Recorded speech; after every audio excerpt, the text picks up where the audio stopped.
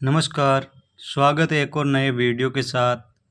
और इसमें हम बात करने वाले हैं सांस्कृतिक रीति रिवाज एवं सामाजिक कुरीतियों के बारे में, जो कि परीक्षाओं में पूछे गए महत्वपूर्ण प्रश्न हैं और आने वाली परीक्षाओं के लिए बहुत ही महत्वपूर्ण होने वाले हैं। लगभग इसमें हम 50 प्रश्न से भी ज़्यादा प्रश्न देखेंगे, तो वीडियो को शुरू से अंत तक ज़रूर देखें। आज का पहला प्रश्न है, जन्म के समय एक आयोजन जिसमें पूजा के लिए गांव के कुएं पर एक शोभा यात्रा ले जाई जाती है, उसे क्या कहते हैं?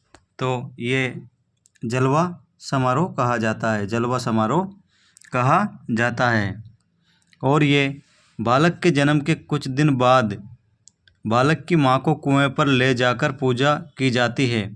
इसे जलवा पूजन या कुआं पूजन भी कहा जाता है।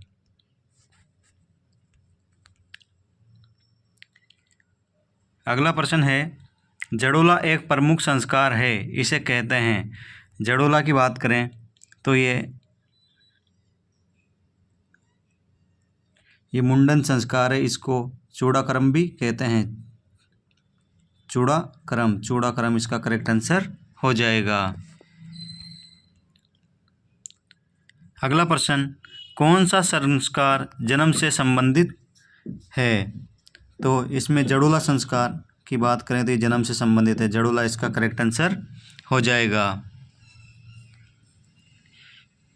अगला प्रश्न है, किसी समारोह में किसी देवता या देवी के सामने छोटे बच्चे बाल पहली बार काटे जाते हैं, वो कहलाता है। तो जो छोटे बच्चे के बाल पहली बार काटे जाते हैं उसको जड़ोला कहते हैं। जड़ोला या मुंडन, जड़ोला इसका करेक्ट आंसर हो जाएगा।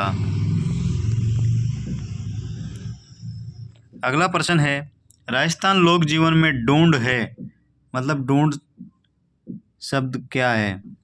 तो ये बच्चे के जन्म पर, ऑप्शन 3 इसका करेक्ट आंसर हो जाएगा। बच्चे के जन्म पर पहली होली पर प्रसूता पीहर पक्ष की ओर से किया जाने वाला संस्कार होता है, जिसे ढूंढ कहते हैं। अगला प्रश्न है, कौन से पर्व के मौके पर ढूंढ बांटा जाता है? मतलब ढूंढ किस पर्व पर बांटा जाता है? तो ये होली के पर्व पर बांटा जाता है। होली इसका करेक्ट आंसर हो जाएगा। अगला प्रश्न है, गोना रस्म किससे संबंधित है? मुंडन, विवाह, नामकरण और यज्ञोपवीत। तो विवाह से संबंधित रस्म है। गोना एक विवाह से संबंधित रस्म है। अगला प्रश्न है, रीति रिवाजों में आणो क्या है?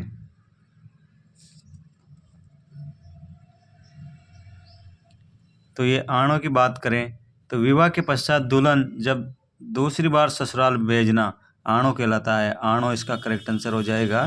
विवाह के पश्चात दुल्हन को दूसरी बार ससुराल भेजना आणो कहलाता है। राजस्थान में ओलंदी क्या है? तो ओलंदी की बात करें तो नववधु के साथ जाने वाली लड़की, नववधु के साथ जो जाने वाली लड़की है उसको ओलंदी कहा जाता है। ओलंदी इसका करेक्ट आंसर हो जाएगा। नववधु के साथ जाने वाली लड़की।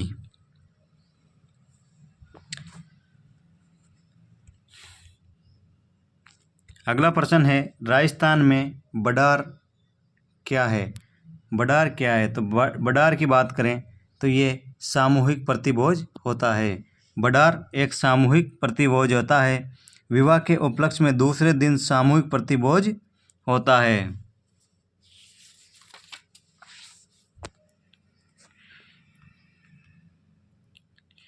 अगला प्रश्न है, निम्न में से तोरण का संबंध किससे है? जन्म, शिक्षा, विवाह या मृत्यु? तो तोरण का संबंध की बात करें तो विवाह से है। विवाह में तोरण मारा जाता है। तोरण का संबंध विवाह से है।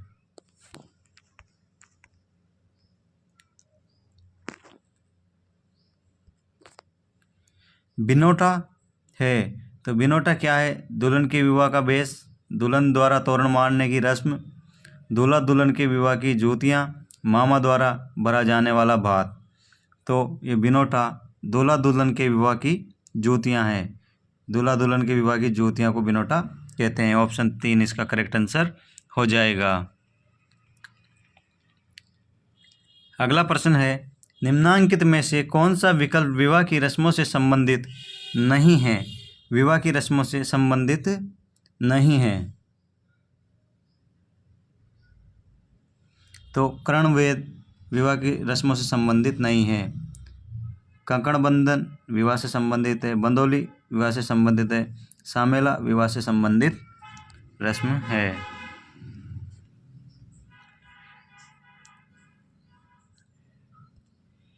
अगला प्रश्न है, वह परंपरा जिसमें दूल्हे की बारात के घर से चले जाने के बाद स्त्रियां द्वारा लोक नाट्य किया जाता है, क्या कहलाता है? तो वो टूटिया कहलाता है। टूटिया इसका करेक्ट आंसर हो जाएगा। प्रश्न है, बारात के स्वागत की रस्म को कहा जाता है। तो बारात के जो स्वागत की रस्म है उसको ऑप्शन 1 सामेला कहा जाता है। सामेला इसका करेक्ट आंसर हो जाएगा। राजस्थान में सामेला शब्द किस अवसर पर प्रयुक्त होता है? सामेला शब्द की बात करें तो ये विवाह के अवसर पर प्रयुक्त होता है, जो कि बारात के स्वागत की रस्म है।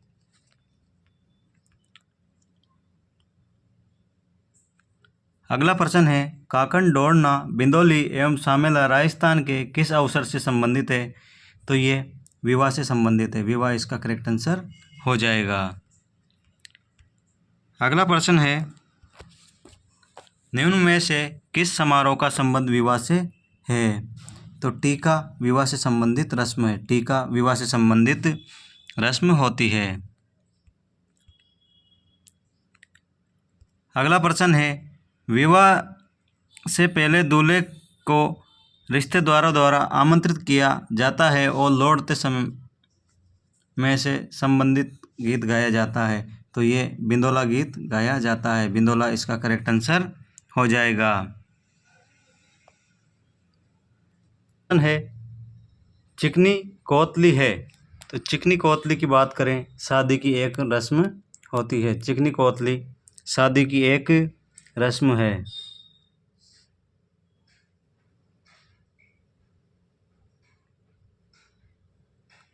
यह रस्म वर पक्ष द्वारा वधू के लिए भेजे गए वस्त्र, गहने, मेवा, मिठाई आदि को चिकनी कोतली कहते हैं। अगला प्रश्न है, निम्नलिखित में से कौन सी प्रथा विवाह से संबंधित नहीं है? तो ये जड़ोला विवाह से संबंधित है। जड़ोला विवाह से संबंधित नहीं है। जलवा पूजन विवाह से संबंधित नहीं है। मौसर विवाह से संबंधित नहीं है।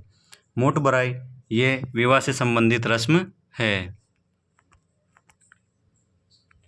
अगला प्रश्न है, राजस्थानी संस्कृति में जानोटन क्या है? जानोटन क्या है? तो ऑप्शन 4 इसका करेक्ट आंसर हो जाएगा। वर पक्ष की ओर से दिया जाने वाला भोज जानोटन कहलाता है। वर पक्ष के द्वारा दिया जाने वाला भोज जानोटन कहलाता है।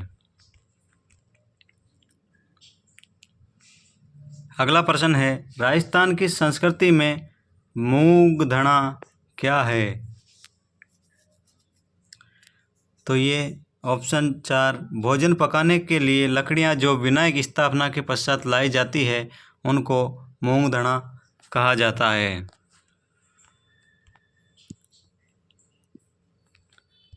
नाता है। तो नाता ये रिश्तों का एक नाम है। नाता प्रथा रिश्तों का एक नाम होता है। अगला प्रश्न है, विवाह से संबंधित प्रथा नहीं है। तो सामेला विवाह से संबंधित है। सातरवाड़ा विवाह से संबंधित रस्म नहीं है। सातरवाड़ा मृत्यु की अंत्येष्टि क्रिया संपन्न नहीं हो जाती तब तक उसके घर पड़ोस में चूल्हा नहीं जलाए जाते हैं, इसे सातड़वाड़ा कहते हैं। वान विवाह से संबंधित है। मूंगदड़ा विवाह से संबंधित है। अगला प्रश्न है, मृतक को शमशान ले जाने के लिए प्रयुक्त बांस की लकड़ी या अर्थी को क्या कहा जाता है?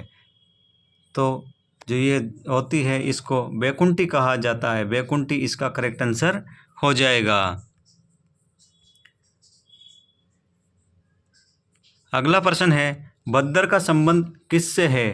तो बद्दर का संबंध अंत्येष्टि से है। अंत्येष्टि से बद्दर का संबंध है। अगला प्रश्न है, मौसर क्या है? तो मौसर क्या होता है? तो मौसर मृत्यु भोज की प्रथा होती है। मृत्यु भोज की एक प्रथा होती है जो मौसर कहलाता है। मृत्यु उत्सव के लिए राजस्थान में कौन सा एक नाम है? मौसर मृत्यु उत्सव के लिए मौसर एक नाम है जो मृतक द्वारा अपना मृतक व्यक्ति का वो प्रतिभोज होता है, जो कि मृतक व्यक्ति के 12वें दिन किया जाता है। मौताना प्रथा के संबंध में निम्न में से कौन सा कथन सही है? मौताना किसी व्यक्ति के संदिग्ध मृत्यु होने पर मृत्यु स्थान के स्वामी से हर्जाना वसूलना मौताना कहलाता है। ऑप्शन है इसका करेक्ट आंसर हो जाएगा। अगला प्रश्न है, निम्नलिखित में से कौन सी प्रथा विवाह से संबंधित नहीं है? तो बडार विवाह से संबंधित है। कन्यावाल विवाह से संबंधित है। बड़ी पड़ली विवाह से संबंधित है। पानीवाड़ा विवाह से संबंधित नहीं है।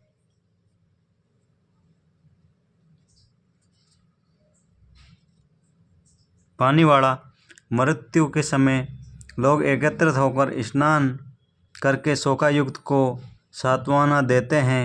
इस प्रकार के स्थान को पानीवाड़ा कहा जाता है।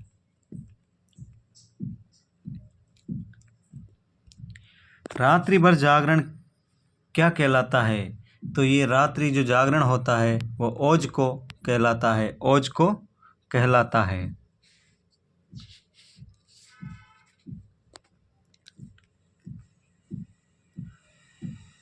अगला प्रश्न है, राजस्थान में त्याग प्रथा का संबंध किस वर्ग के समाज से है? त्याग प्रथा का संबंध की बात करें तो क्षत्रिय समाज से है। त्याग प्रथा क्षत्रिय समाज से इसका संबंध रहा है।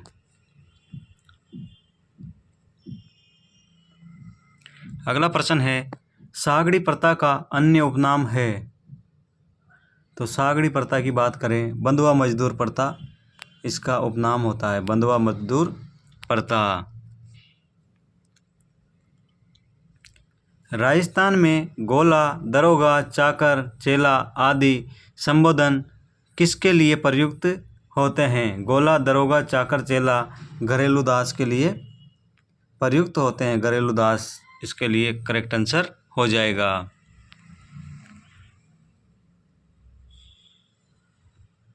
अगला प्रश्न है, 1833 ईस्वी में कन्यावध को गैर कानूनी घोषित करने का श्रेय किस रियासत को जाता है? तो ये 1833 में ये कोटा रियासत को जाता है। कोटा रियासत इसका करेक्ट आंसर हो जाएगा। अगला प्रश्न है, राजपूताने में किस नरेश ने सर्वप्रथम कन्यावध रोकने का प्रयास किया था? तो राव राम सिंह ने कन्यावध को रोकने का प्रयास किया था 1833 में।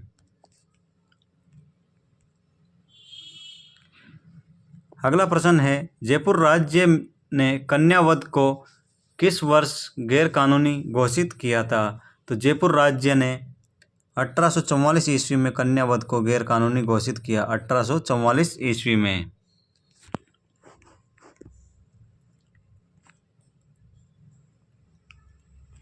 अगला प्रश्न है, 18वीं शताब्दी के किस राजपूत शासक द्वारा विधवा पुनर्विवाह हेतु नियम बनाने के प्रयत्न किए गए? तो ये सवाई जयसिंह के द्वारा ये प्रयत्न किया गया था विधवा पुनर्विवाह का प्रयास सवाई जयसिंह द्वारा किया गया। अगला प्रश्न है, अनमेल विवाह और बाल विवाह निषेध अधिनियम सर्वप्रथम किस रियासत ने बनाया था? तो ये अनमेल विवाह एवं बाल विवाह निषेध अधिनियम अलवर रियासत ने बनाया। अलवर रियासत इसका करेक्ट आंसर हो जाएगा।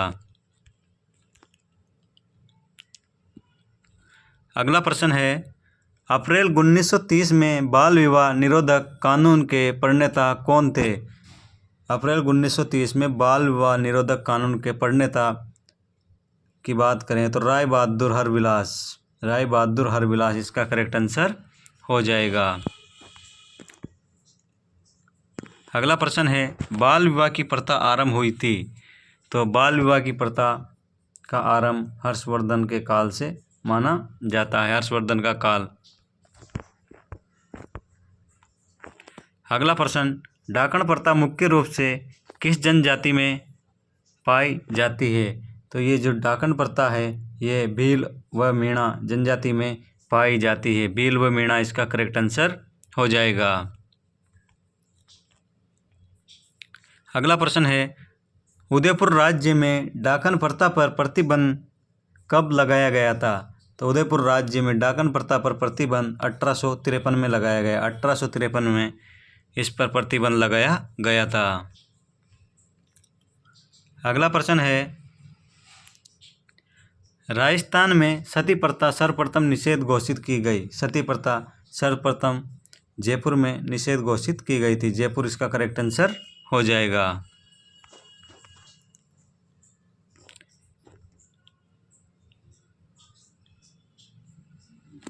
अगला प्रश्न है, गवर्नर जनरल लॉर्ड बेटिंग ने निम्न स्थलों पर सती प्रथा रोकने के आदेश दिए, निम्न में से कौन सा यह सही नहीं है? तो अलवर में 1830, जयपुर में 1844, जोधपुर में 1848, डूंगरपुर इसका सही नहीं है। डूंगरपुर इसका राइट आंसर हो जाएगा। अगला प्रश्न, सती प्रथा को सबसे पहले कब और कहाँ गैर कानूनी घोषित किया गया था? तो इसको 1822 में बूंदी में गैर कानूनी घोषित किया गया। 1822 में बूंदी में।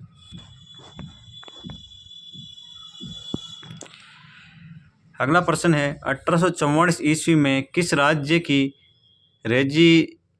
रेजिडेंसी काउंसिल ने यह घोषणा की कि सती प्रथा एवं दंडनीय अपराध है?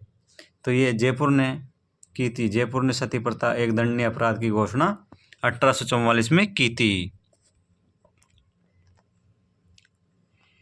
अगला प्रश्न, रूप कंवर नामक महिला किस घटना से संबंधित है? तो रूप कंवर नामक जो घटना है वो सती प्रथा से संबंधित है। रूप कंवर नामक घटना।